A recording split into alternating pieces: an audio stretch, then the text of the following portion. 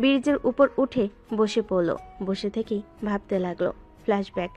তুই নিজেকে কি ভাবস আমার স্বামী? আমি তোমাকে স্বামী হিসেবে মানি না। আমি মরে গেলেও তোকে আমার স্বামী হিসেবে মানবো না। আমি তোকে পছন্দ করি না, জীবনে করবও না।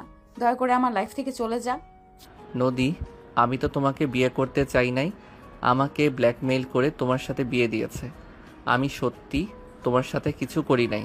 তুমি অজ্ঞান হয়ে গেছিলে। আমি তোমাকে জাস্ট আমার ঘরে জায়গা দিয়েছিলাম। তাহলে তো হয়ে গেল। আমিও তোকে ভালোবাসি না, তুইও না। তাহলে দয়া করে আমার পেছনে পেছনে আসিস না। ডিভোর্স লেটার দিলে সাইন করে দিস। তুমি অসুস্থ, এভাবে এখান থেকে যাওয়া তোমার ঠিক হবে না।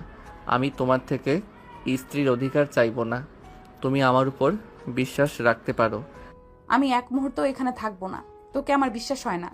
আমি তোমার স্বামী, আর আমি যখন বলছি আমি তোমার কাছেও যাব না। Just shut up. আমি তোকে স্বামী হিসেবে মানি না, কতবার বলবো? মানতে হবে না, জ্বরওয়ালা মানুষ শুয়ে থাকেন। অ্যান কথাগুলো বলে ঘর থেকে বের হয়ে গেল।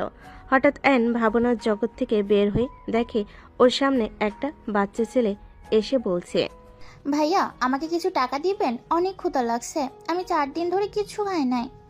অ্যান ছেলেটাকে বলে। তোমার বাবা মা নাই?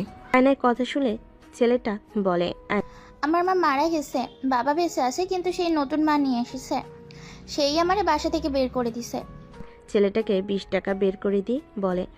আমার কাছে এই 20 টাকা আছে, আর কোনো টাকা নাই। আয়নের কথা শুনে ছেলেটা খুশি হয়ে বলে, ধন্যবাদ ভাইয়া। বলে অ্যান ছেলেটাকে 20 টাকা বের করে দিয়ে বলে। অ্যান বলে চলে গেল। অ্যান উঠে ব্রিজের গ্রিল ধরে আকাশের দিকে তাকিয়ে থাকতে লাগলো। রাত 1টা পর্যন্ত ওখানে বসে থাকলো। অ্যান উঠে হাঁটতে লাগলো। হঠাৎ একজনের সাথে ধাক্কা লাগলো। আয়নের ধাক্কা খেয়ে মেয়েটা সোজা আয়নকে নিয়ে পড়ে গেল। আয়ন মাথায় ব্যথা পেল। মেয়েটা ভয়ে কান্না করতে করতে বলে, আমাকে সাহায্য করেন প্লিজ। আয়ন নদীর কণ্ঠ শুনে চমকে গেল। আয়ন নদীকে নিয়ে উঠে পড়ল। এদিকে কিছু ছেলেদের আসতে দেখে আয়ন নদীকে ঘুরিয়ে ঠোঁটের সাথে ঠোঁট বসিয়ে দিল। নদী ছুটতে চাইলে আয়ন নদীর কোমর নিজের সাথে চেপে ধরল। আয়নের হাত সরিয়ে দিতে গেলে নদী হাতে ব্যান্ডেজ দেখে আয়নের শরীরে ঘ্রাণ চুপ করে থাকলো। ছেলেগুলো আয়নদেরকে দেখে হাসতে হাসতে বলতে লাগলো, বা ওইটাও রাখ, এগুলো কিছু পিক তুলে নেই। রাস্তার ভিতরে রোমাঞ্চ। ছেলেগুলো কথাগুলো বলে কিছু পিক তুলে হাসতে হাসতে সামনের দিকে দৌড়ে চলে গেল।